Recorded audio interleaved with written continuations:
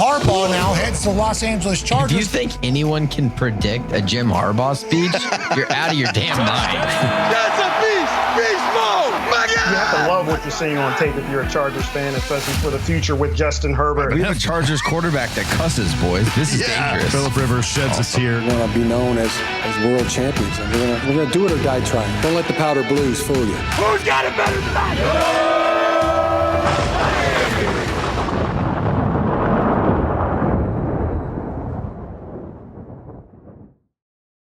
What it do, folks? Welcome back to the Charger Chat. I'm your co-host, Wolldog, sitting with my buddy. Hang on, Adam. I don't know what just happened. I don't know what music I'm connected to because I still don't hear you. My headphones just Bluetooth to that song. I don't even know what song it is. Like, I gotta think of what it is. It's just connected to oh shit, I have it right here. Oh no, it's on the tip of my tongue. It's like the most obnoxious song. Where did that just pop? How did that just pop onto my headphones? Oh man, I gotta think of the song, and we'll throw it somewhere here in the episode. It's like oh god,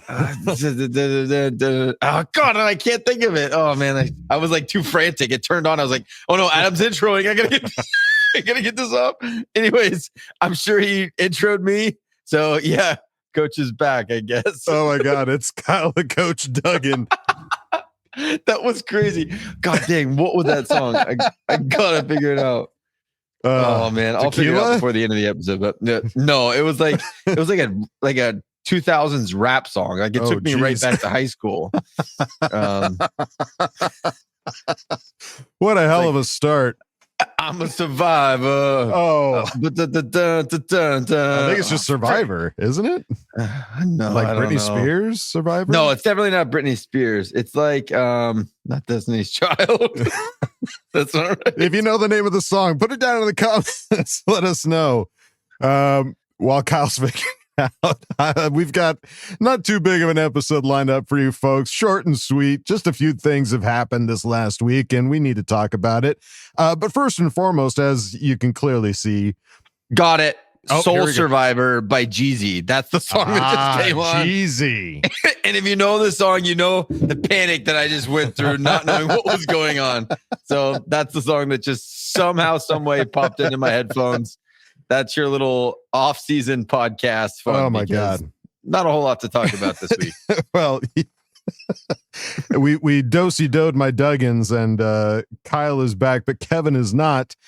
But Kevin sent a recording, and we just want you guys to hear it here real quick. One sec. Well, hello, my friends. It is me, Huggin. Just wanted to check in. Hope you guys are having a great podcast so far. It's been a while. This evening, I have a very important responsibility, and that is taking care of Josie Lightning McQueen Duggan. We were at our 10-year-old's birthday party, and Josie, please tell everyone what happened to you. Well, it's like my daddy always said, if you ain't first, you're last. And there was a golf cart misfunction. Somehow I was turned up to 11. Everyone else was turned up to 3. And the cart met the wall and my wrist met the steering wheel and it broke. Everybody's fine. We're going to get me checked out in the morning. But Huggins been supervising my recovery and replacing my ice packs. Yes, I've been a very, very sexy nurse for the last few hours. And I just one thing to say, have a great episode, and we'll go out with Rubbings Racing. And wear your seatbelts. Wear your seatbelts. Okay, there you go. I was not there, but Kevin called me and said, I can't make the show. My wife just ran into a wall with a go-kart, not a golf cart. I think she said golf cart. It was a go-kart, and broke her freaking wrist, man. That is gnarly, dude. Sorry, I'm not Josie. a doctor, but Josie's working through something right now, and definitely working through something. So hopefully we'll get Kevin back on the next one. But we'll see. I'll probably be gone. But you know who will always be here is the Cal Ripken Jr. of the Charger chat, and that's Mr. Adam Wolldog Woolley. Because you've never missed an episode. If you missed an episode, we would be so screwed. Well, I will say I did miss one episode, and it was very strange to watch. It was the one episode. There's no host. And there Kevin fighting. It was. Well, it was very solemn because it was you, Kev, and Craig, and it was that Kansas City game that the Chargers didn't win. I couldn't go because I was sick, and so you guys still had an instant recap or something, and it was God knows why. I don't know why, but it was that, and so it was pretty short and sweet-ish. Yeah. But that was the only one that I missed. Yeah, that out of however what are we at? 412. Yeah, you're not allowed. Yeah, I've missed about half of them. Well, we're happy to have you back because Kev can't be here, so I can't run this show by myself. I need somebody to bounce ideas off of. I got you. The other thing that we wanted to shout out, folks, we had one of the hosts of our brother podcast, the Thunder Down Under Chargers podcast. We had him on, I think it was episode 197, way back in the day. Ago. Yeah. Long time ago. Alistair came on for a Bolt Insight with Kevin. Australian Charger fans said, let's put a podcast together. Love it. Love it. Love it. And they invited me on for their most recent episode. So please go check it out. We had an absolute blast. It was Alistair and Jack. Andy couldn't be there because of Salami Day. Apparently him and his family get together and make salami. That's how it was explained to me. I didn't ask any other questions because it doesn't sound like there. An Australian thing. I mean, maybe their wires are crossed. I don't know. But Alistair and Jack were there, and we had an absolute blast, and it was super fun. So please go check it out. You can find them on Twitter, TDU_Chargers, or just look for the Thunder Down Under Chargers podcast on YouTube. You'll find it. They're great. They're really fun to hang out with, and I hope they let me And they have back. sick accents, so why would you not so want to fun to listen to. It's just I could just sit there and listen to them all day long, and they are just the best. Super fun guys. As per usual, when we release an episode on Tuesday, as we have for all 412 some odd episodes, regret. The instant regret because something happens either the day of or the next day. And sure enough, after releasing last week's episode, the Chargers said, well, we've got some news for you. We've got some fresh new alternate jerseys coming out here. They're going to show them on the 15th of July. You know what day that is, Kyle? What day? Tuesday, the day that this episode will come out. So yet again, we will wait a week to talk about whatever these fresh new alternate jerseys will be. It has been fun roaming around on Twitter, seeing everybody's speculation of what these jerseys are going to be, what these alternates are going to be. What's your hope? I mean, so that's the thing is like, initially they just said they were going to have a new helmet. That was the word on the street, just a helmet. But now it's like, not only are we going to do a helmet, we're going to do a whole nother alternate jersey. And Utah, give me 2 alternate jerseys for the Chargers. And my hope, God, I would love, there's a few ideas floating around, but a mashup of retro and new. Yes. Like the navies with the new kind of vibe though. Like the new font for the number and the bolt, but the colors and everything else, like the navy helmet, navy top, white pants. Keep going. Would be so freaking sweet. Oh God, it would be so sick. Or if they just were like, we're going to go full retro. I wouldn't hate that either. If it's not a navy helmet, I'll be thoroughly disappointed. I'm willing to go out there and say that. It's like we have the white helmet. The only other helmet that we've had is a navy helmet. If they go like a powder blue helmet or something kind of create like a black helmet, I don't know. Like I want that navy blue, like mean helmet. I just think it's tough. I would love, and it's like a perfect mash of like the old Charger color scheme, but with our sick new design and jerseys and numbers and the way that like the bolts on the helmet. Like I just think, it'd be too good. It would be pretty sweet to see. So we got a 50-50 shot that's at least one of them. I hope that's it. Yeah. But the one thing that was really quite funny is if you watch the video, this is on all of their videos, whether it's on YouTube or Twitter or anything like that. There are people out there that were like, well, because they show a silhouette in the video of two guys wearing jerseys.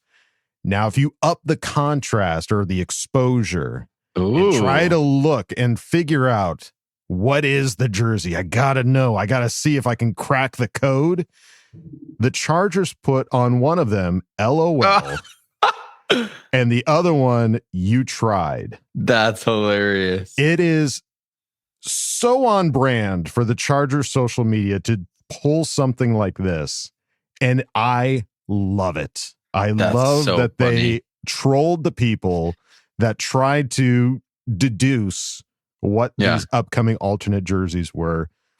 Do it yourself if you want. It's just If you two don't believe naked me. dudes with spray paint. LOL, you tried. Do it yourself. If you don't believe me, pull up the videos, up the exposure, try to, find a way to adjust the contrast, and you will see one of them says LOL, the other one says you tried. That's so funny. I love that. So we will find out. Touché, Chargers. Yeah, great job. Mid-July, what that ends up being. This little tweet kind of fell in my lap, and it's just too good to be true, but it is. Pro Football Hall of Fame ambassador on Twitter tweeted out that Derwin James of the Chargers, defensive back, is one of only two players in the entire NFL. Khalil Mack is the other. So we've got you talking me too. To record over 10 sacks and over 20 passes defensed since 2022 per the NFL.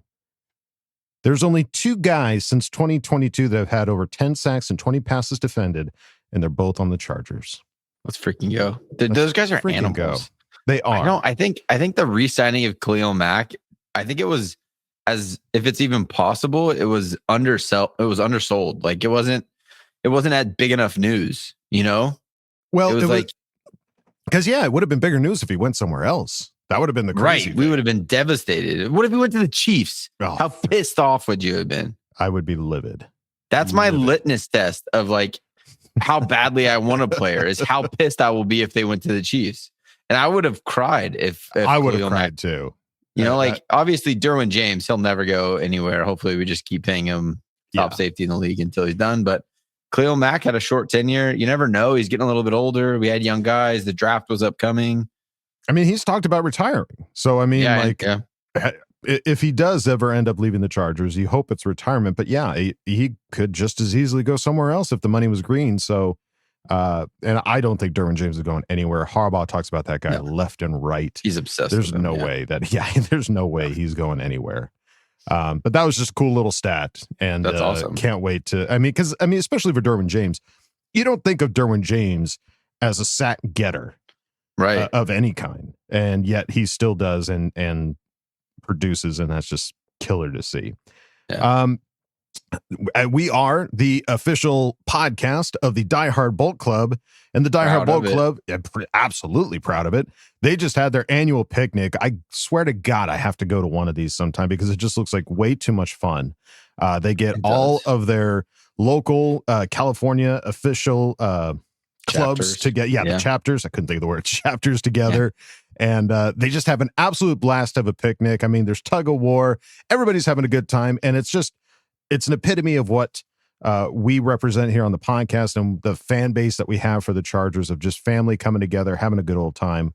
It's so good to see. Absolutely go check it out. The Die Hard Bolt Club. If you don't think that there's a chapter in your area, guess again, because there probably is. And if by some strange reason there isn't, we will get one. Start one. Yeah, come on, start one, dude. Start something if you want it so bad. Well, I mean, that's why we started this podcast. Was they left San Diego? We felt like we didn't have community, and we wanted to build our own little community inside of the podcast. And that's what Die Hard Bolt Club does. I mean, they have chapters all over the country. We have international chapters for the Die Hard Bolt Club. It's like that's what their goal is to bring fans together. You set up watch parties, go to the games together. It's awesome. We love it. We love it. And so glad that they are continuing their annual picnic. And like I said, one of these days I really want to go because it just looks like way too much fun. Couple quotes floating around. This one, the Chargers posted themselves via the Icebreaker podcast. Jim Harbaugh's daughter, Grace, told a story about why they banned hide and seek. Why would you ban hide and seek in the Harbaugh family? Well, Grace tells the story saying, we're not allowed to play hide and seek anymore in my family. I was a kid and we were at my Uncle John's house and we just decided to play a big game of hide and seek. Everybody went and hid in the closet or outside, and my dad, we didn't know at the time, decided to go underneath a table and somehow like suspend himself. He used all the chairs to put his body under the table. So he like pulled all the chairs in, got up on the chairs, and hid. Nobody could find him for, I think it was like 8 hours. Dun, dun, dun, dun, dun, dun, dun, dun. People started getting worried. And he won. And he won. Of course he did. So they banned it. He's the ultimate hide and seek champion. They're like, we're not playing this anymore, Jim. You took it too far. This is not fun. Yeah. He scared us. Oh, Dad. Can you imagine that he's just like sitting there, like giggling to himself, and they're like, "Where's Jim? Yeah, I can't find." He's probably call got like the his cops. I can't find. He's got like his camel back on, drinking his water, staying hydrated. He hears them all like freaking out. He's like, "Idiots!" He's like, "Pull it down."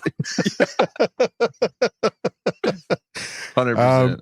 So freaking funny to hear that from his daughter. That's just how competitive they are. Even if it's hide and seek, the Harbaugh family will compete. Enthusiasm unknown to hide and seek world. Also recently, Jim Harbaugh was on Chargers Weekly with Chris Hayre and Matt Money Smith, and there was a couple quotes here we just wanted to pull from that. One of them was on Derwin James. He said, I know I've said a lot of times that they're the ones who set the culture, referring to Derwin and Khalil Mack. He said, I mean, I came in and I just loved that they were doing what they were doing. And so, said, I want that. I want more of that. How can I be a part of that? What can I do to help?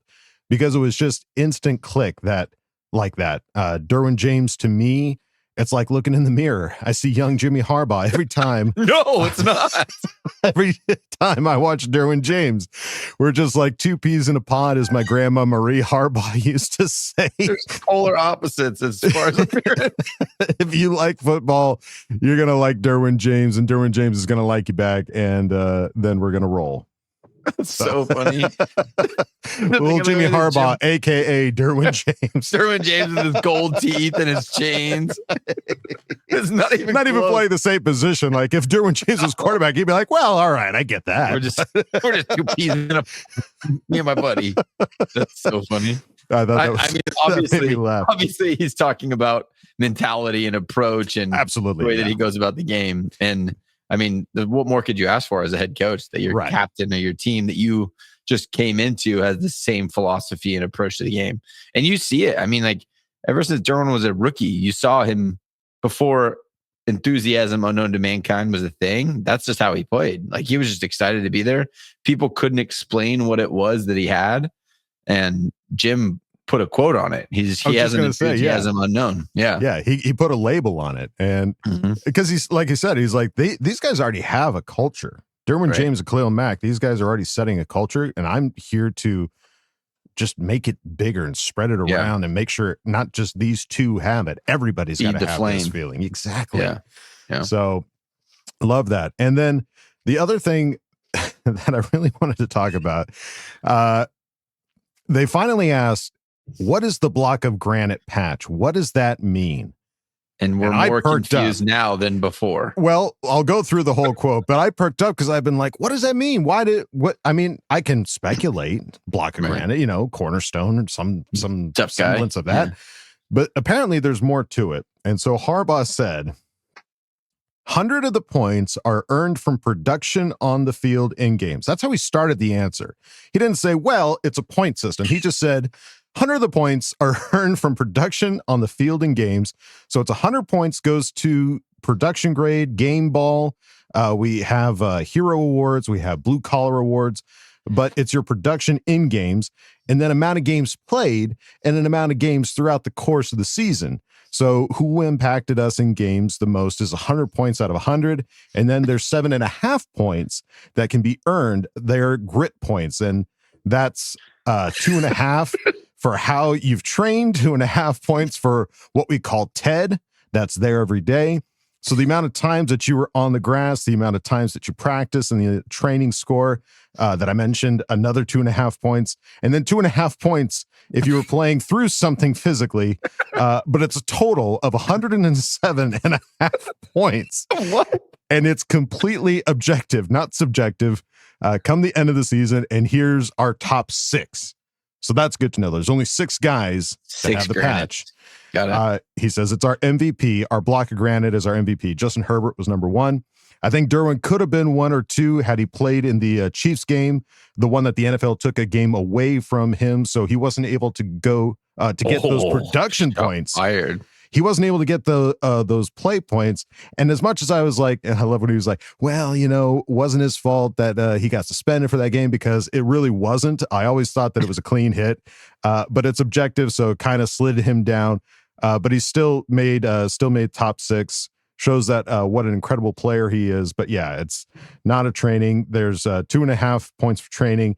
That's all what you do in games and production. That's the big one, in my opinion. It takes all into account who is doing anything and everything they can for the team, for the organization. What? None of that helps. It's just 2.5 points there, 2.5 points here. I mean, 107.5 points. What are we talking about? I Jim? was trying. I mean, obviously it's 100 points for games, but then the 2.5s. Why 2.5? Why is everything 2.5? Like 17 games, you have to. Yeah. It's an odd number of games, so you got to split up the. Dude, I don't know. It just means he played a lot, he practiced a lot, he didn't miss games, and he worked through something. Yeah. So, I think the bigger thing to take away from is obviously that there's only 6. So 6 guys got those patches. And I'm pretty sure it was Justin Herbert, Derwin James, Khalil Mack, Slater. Would have gotten it. Maybe Slater. He didn't got to be. Yeah, no. Maybe Joe Walt. I'm trying to think of who all got game balls last year and stuff like that. But either way, only 6 guys get them. So they're. Oh no, Ladd missed a couple. Oh yeah, no, Ladd did miss a couple. So yeah, he probably didn't get one. But either way, only 6 guys get it. It's basically saying that these are the MVPs of the team, and through their calculations and equations 2.5 points here and there, that's how they come to the conclusion. So if you ever wanted to know, definitely go check it out. It's on Chargers Weekly. I mean, you'll hear Jim say it. Still don't know, himself. but You at least have some semblance of an idea. So check out Chargers Weekly. And while you're done checking that out, come check out our Patreon, patreon.com/ChargerChat. Check out all the cool stuff we got over there. Funny videos left and right. I mean, we're breaking stuff down, and we've got a Zoom hangout coming out here pretty soon at the end of the month. So if you're in that special 10 category, keep an eye out. You're going to be getting links here soon. Patreon.com/ChargerChat. And if you don't want to go over there, it's totally fine. Head on over to our regular website, ChargerChat.com. Check out all the cool stuff we got over there. T-shirts, hoodies, and stickers. Chat it up with other Charger Chatteteers in the member section. Ask questions and Ask Boltfam. Check it out, ChargerChat.com. And if you're watching this on YouTube or some other avenue that has a subscribe button, if it's sitting there staring you in the face and you haven't hit it yet, just give it a punch. Give it a hit. Pull it down. Tap it, whatever. All right, folks, it's time to go on to the next segment. You know what? You love it. It's Ask Boltfam. Time to put your money where your mouth is. Hi, guys. Don't jam a thumb up his butthole. That's what you do. I wet myself in excitement. Oh, so hungry. Your thoughts are like totally appreciated. Catch you later, dude. Okay, love you, boy. That's right, folks. Time for Ask Boltfam. And we start at the top with the K-Man. Who asked the question? A question for all of you. Who, in your opinion, on the non-53-man roster players will have the best training camp and make the final starting roster? Thanks for answering my question, and never forget that I love you all and really look forward to your podcast. So I'm not totally 100% on how to break this down because they haven't even got to the 53-man roster, but I guess assuming the 53-man roster and who may or may not who's a make flyer it. name? A flyer, somebody maybe on the bubble. I don't know. Off the top of my head, I'm trying to, because I mean, I haven't watched any of the training camps. All I can really base it off of is what other writers say. Right. Like somebody that's like, oh, this guy's shining. This guy's making a name for himself. The only one that pops into my mind, but it's a crowded room, so I don't know, but I love his name. It's Steve-O Klotz, the tight end. I have heard that he's been doing quite well in training camp or in the OTAs and mini camp. So I have nothing to base that off of other than what other writers have written, but it's a great name. Come on, who wouldn't want to hear one of the announcers, Tony Romo, saying the catch is made by Steve-O Klotz for 7 or for 6 for the game win. Yeah. So, there you go. I'm gonna go left field because I don't think anyone thinks this is gonna happen, but I'm gonna say Trey Lance over Taylor Heineke. Ooh. I think there's a real chance that you see Trey Lance perform well. I mean, the guy's now had plenty of time to play. You know, he had real shots in Dallas. I think he played in a regular season game last year when they had injuries, maybe. But I think that now it's kind of a do or die time for Trey. Taylor Heineke's solid, but we saw him play a little bit last year. There's nothing to write home about. He has NFL experience, so you have a little bit of confidence there. But there's nothing as far as physical traits. It's like, whoa, he could step in and if he played really well, he could lead a game. You know, Taylor Heineke steps in, good quarterback. He'll facilitate, not turn the ball over, see if we can win the game on the ground, which is hopefully the team that we're built to be. But I don't see why you bring in Trey Lance for the amount of money that we paid him if there's not a real, at least, opportunity for him to be the guy. So I'm going to say Trey Lance is that outlier that may fight his way into taking that backup spot. Thank God you're back, Kyle, and actually give real solid answers, not like me that's just like, I don't know, I saw this guy. I like that name though. Yeah, it's a good name. No, I think you make an excellent point on why would you bring this guy in if he didn't absolutely have a shot? And that's what, again, another reason why this preseason is going to be so much more fun, and another great reason why we've got 4 preseason games this year as opposed to 3. Just one more opportunity for these guys to make the team. So there you go, the K-Man. Thank you, buddy, for asking the question. Let's move on now to Boltville 714, who asked the question. Finally, The Rock has come back to the Charger chat. Now The Rock knows that the people is wondering, and that is, where in the blue hell has Boltville been? And the fact of the matter is, it doesn't matter where Boltville has been. What matters is that we are about a month away from the millions and millions of NFL fans seeing the most electrifying team in sports and entertainment walk into the Tom Benson Hall of Fame Stadium and lay it the smackdown on the Lions' candy asses. But The Rock wants our division rivals to pay close attention. The Rock wants our division rivals to gather up all their TV remotes. Gather them all, even the remote for the garage door. The Rock wants them to put new batteries on all those remotes because The Rock doesn't want those jabronis to miss a damn thing. Now, this next part is very important. The Rock wants them to shine those remotes up real nicely, turn them some bitches sideways, and stick them straight up their candy asses. Now let The Rock ask, who do you believe will stand out in the preseason games, and who do you smell? What Harbaugh and the Chargers are cooking. Shouting out the Lions of all teams in a preseason game. But great question as far as like, right now we've got mini camp, OTAs, training camp, and then preseason games. Who is going to stand out in those preseason games? Well, I hope that Omarion Hampton stands out. You know he's going to get some playing time. Sure. Got to get his feet wet in the NFL, kind of see what he's not going to play every game. He won't play the first one. Hopefully he plays the second one. That's like our actual first real preseason game and a little bit of the second one. But I'm hoping he stands out. I mean, you got a guy in the first round that's supposed to be the guy. Najee on a 1-year deal. Omarion's supposed to be the guy of the future for the Chargers. I'm excited to see what he can do in the preseason. Get him a like from what we hear already from camp of what his vision is and finding those holes that it's hard for rookies to find because you got jitters, you're trying to settle in. He's already has great vision for finding where he's supposed to get to. I'm excited and that's an easy answer because it's your first round pick. But I think in the preseason, we don't get to see the guys. You don't get to see all the studs usually. Justin's not playing. Those like Mike Williams probably won't play. Like those big time names, Ladd maybe a little bit, but it's like Omarion should get a good considerable amount of steps to get him kind of going and getting going in the NFL speed. So I'm hoping that he stands out because he's supposed to be a stud. Yeah, no, that's a great point. I mean, for me, I kind of look back at the last question as far as like, who's on the bubble, who could possibly make the team. One of the rooms that I'm really curious about is the same room that Omarion Hampton's in, the running back room.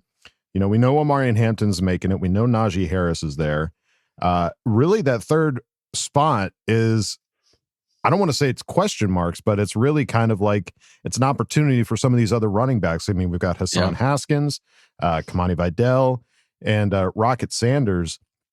Rocket Sanders came in with a lot of hype, and to come in as an undrafted person, running back for this team, it is got me kind of excited to see what some of these guys can do. A lot of these undrafted guys, Luke Grimm, Steve O'Klotz, some of these guys that came in that people go like, wow, I'm surprised these guys went undrafted, or they're having great camps and stuff like that. So that running back room, I think I would love to see another running back make a name for himself, just to feel a little bit more confidence about that running back room, because outside of Omarion Hampton and Najee Harris, we haven't seen any of these guys play for the team, play for the Chargers yet. And I mean, we've got samples. Obviously, Omarion's got college samples, and Najee's got freaking 4 years of 1,000-yard seasons every ding dang season. So I mean, there's a lot of promise and possibility, but it's who's going to take that third spot, who's going to fill out, who's going to round it out, and I'm very excited to see that this preseason. Boltville 714, thank you, buddy, for asking the question. Let's move it on now to Andrew Ramsey, Rock Yasinoff, haha, Clinton Deliverance, who asked the question. Kyle, return to SoFi or suffer my curse. Each week you will be visited by 3 things, each worse than the last. 1 question related to our meeting, 1 criticizing the team, and 1 poor image. Return to SoFi. Now to the questions and image. When we see each other in person for the first time, which direction of the sun do you want to face? Towards or away? Which current starters will the sun set on before the season is over and rises upon their backup? And 3, behold, return to SoFi or suffer my curse. K, love you, bye. Okay, welcome back, Andrew. Yeah, welcome back. Yeah, we got Kyle here, and he's finally ready to address you. Yeah. Dude, I'll be there. I heard rumblings. This is in reference to Andrew going to the home opener, right? Yeah, I'll be there. I'll be there for sure. Can't wait to see it, dude. It's happening. Dude, you come to LA, I'll be there for sure. Yeah. You got mad at me for not going to Carolina. It's really hard. I'm sorry. But I can't wait to see it at SoFi. Yeah. All right. So do you want to face I'm a the shade sun? Guy. No, I want to come on. my back. Yeah, for sure. Especially the last home opener. Cripes, it was hot. It was a heat wave. I threw up. It was a bad time for everybody. Yeah, that was tough. Let's see. Current starters, will the sun set on before the season is over and rise upon their backup? It's going to set on Joey Bosa because he's now hurt for the Bills, and it's going to rise on Tuli because he is ready to rock and roll. He's going to take over Joey Who, as they would say. Yeah. Boy, that's another one. Actually, thinking back now to Bolt Bill 714, Kyle Kennard. That would be one I would love to see. Dude, I'm excited about Kyle Kennard. Yeah. Yeah, that could. Yeah, I'm excited to see what he can do in the preseason for sure. Yeah, I don't good want answer. to Joey Bosa. I'm going to SoFi. Yeah, he's coming, buddy. Just deal with it. Love it. Andrew Ramsey, Rock Yasinoff, haha, Clinton Deliverance. Thank you for asking the question. Let's move it on now to Athir Kadir. Athir, Good to hear. Who I was asked the waiting question? for the ear. That's funny. Cha-cha-cha, my lovely Bolt fam. How's everyone doing, baby? First, OMG, what the f***? My baby, my love, Bulldog was at the show. OMG, so happy I saw the amazing show. I will watch it again. Ah, my baby, you're awesome, baby. Second, you made one mistake, LOL. The question was asked, what position Herbert will play aside from QB, and you hesitated, baby. Come on, baby. The only correct answer is tight end. He's 6'6", 250 pounds. For God's sake, I still love you, my baby. Now to my question, only one, baby. Who are the Chargers' biggest threat to us going to the Super Bowl, baby? Among three AFC juggernauts, my ass, LMAO, baby. Bills, Ravens, or Chiefs, baby. I'll go first. I'm drinking the poison Kool-Aid, and it's the Chiefs, baby. The only team that has done it. But let's hear it, my boys. We start as always with my lovely Coach Kyle. Hope he's back then. Please, then follow up by my awesome friend Kevin. And we close it with my love, my heart, my baby, my life forever, Bulldog, baby. P.S. Next week is my season prediction for our Chargers. Stay tuned. It'll be a great one. Ha! FTR always, Chargers country. Let's ride, baby. Thier missed you, but he's back. I'm back. That's right.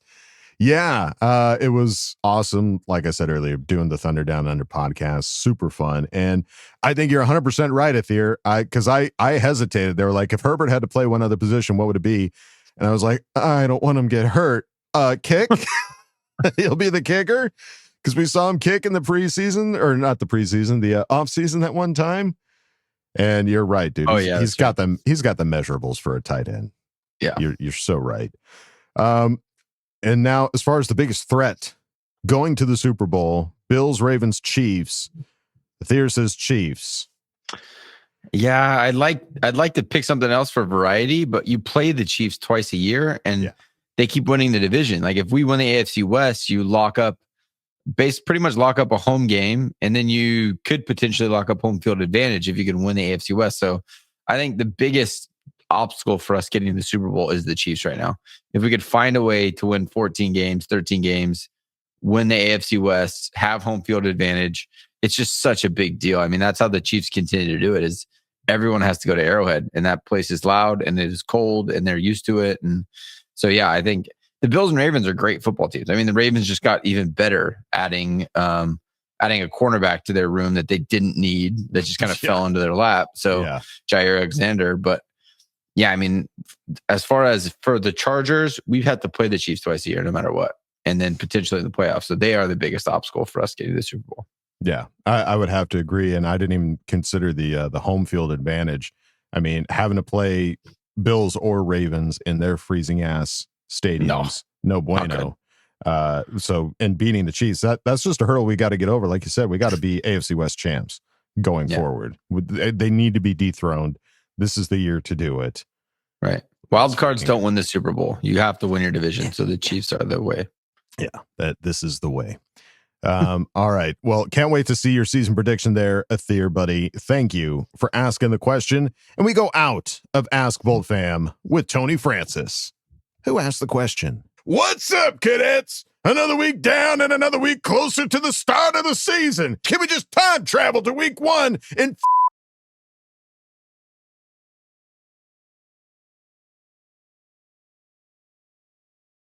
Chiefs? Let's fucking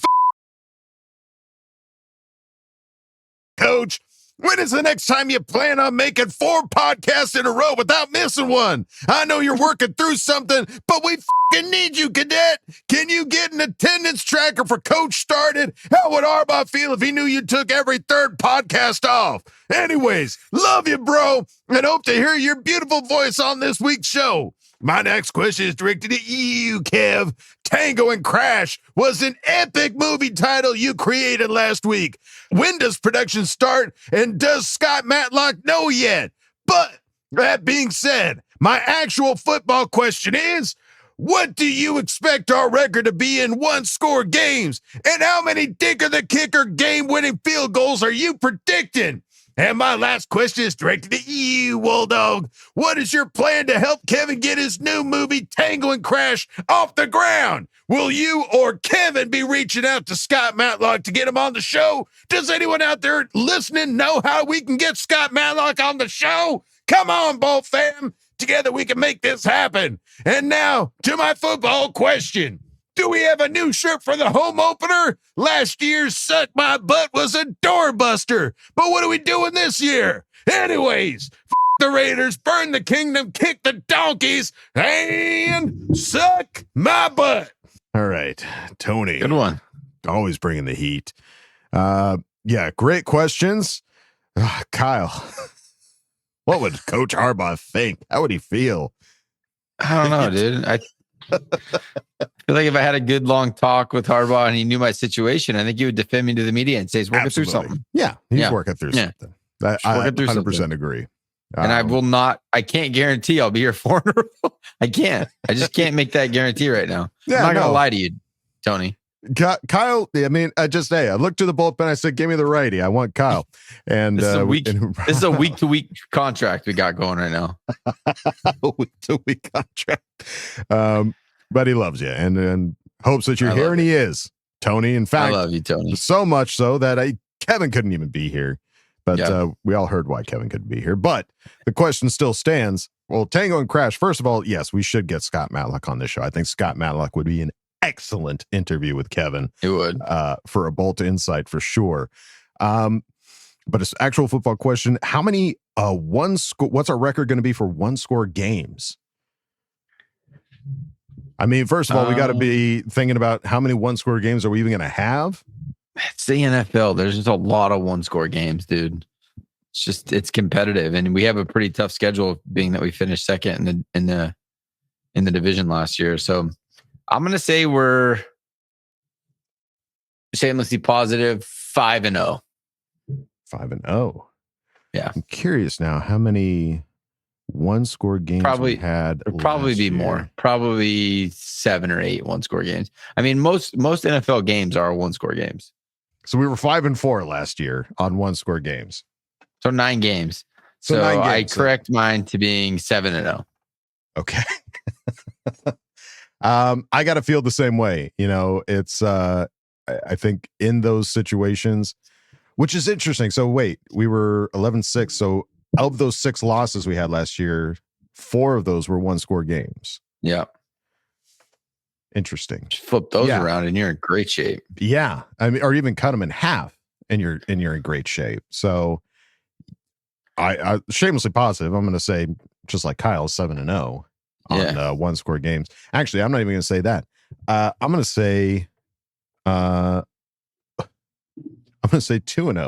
I don't think we're going to have very many 1-score games. We're going to win by double digits. Yeah, we're going to blow these assholes out of the water. So love it. Put that Suck in your freaking it. Pipe and smoke it, Tony. Yes. Suck it, opponents. But that's a great question. And how many Dicker the Kicker game-winning field goals are you predicting? 1-score games. How many did you pick? 5? 2. Yeah. Yeah, perfect. two 1-score games, 2 game-winning field goals by Dicker the Kicker. Yeah. All right. And then at me, Tango and Crash. Yeah, we got to get Scott Matlock on. That would be fantastic. And as far as the home opener shirt, I mean, listen, last year was the inaugural home opener shirt for the Charger Chat. No decisions have been made thus far. We are open to ideas. Yeah, we got lightning has to strike again though. Like Suck My Butt was just too perfect not to do. Yeah, and the graphic with all the little butt mountains. Yeah. So freaking funny. So, I mean, hey, if you're a listener of the show, if you've art of any art background, or even if you don't, actually, if you just got an idea, if you're just an idea man or woman, and just have an idea floating around in your head, and you'd be like, that'd be a funny shirt. Yeah, I don't want to rule anybody out. Put it down in the comments.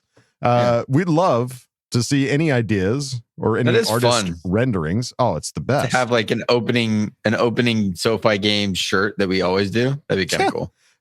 Kevin, get to work. Yeah, come on, Kevin. You just stop tending to your wife and snap out of it. Get some shirts going, buddy.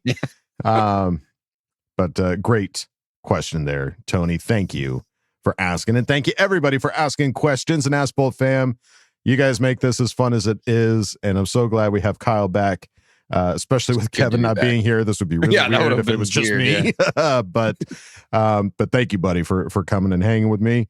I think that's going to do it for this episode. Any final thoughts there, sir? No. I had a thought, but it wasn't appropriate, and I'm going to keep it to myself. You're just going to continue to be a sole survivor. And dude, I cannot believe that happened. That was insane. It was just over and over and over again because she was like editing the reel. So she would listen to it and then go make an adjustment and then listen to it and then make an adjustment. It just kept taking over your voice. So I was seeing your lips move. Like, I'm a soul survivor. I'm like, wait, what's going on? Yeah, that was bizarre. Well, there you go, folks. That's going to do it for this episode. Don't forget to bolt up because we're ready for any squad, any place. Okay, love you, bye. Okay, love you, bye. And now, a word from our sponsors. Looking for a place where everyone's welcome, as long as they bleed powder blue? Then come on down to the Charger Chat Dance Club. Learn the Utah Gimme 2 step. Each step is more dangerous than the last because you've got a meatball sub in each hand. Hope no one's wearing white. Then there's the Duggan Do-si-do, where you might not know if you're dancing or which Duggan you're dancing with. And for the brave, there's the Suck My Butt Cha-Cha, a dance so wild, you have to sign a waiver before we even show you how to do it. The Charger Chat Dance Club, where the fun never makes sense, but you'll love it anyway.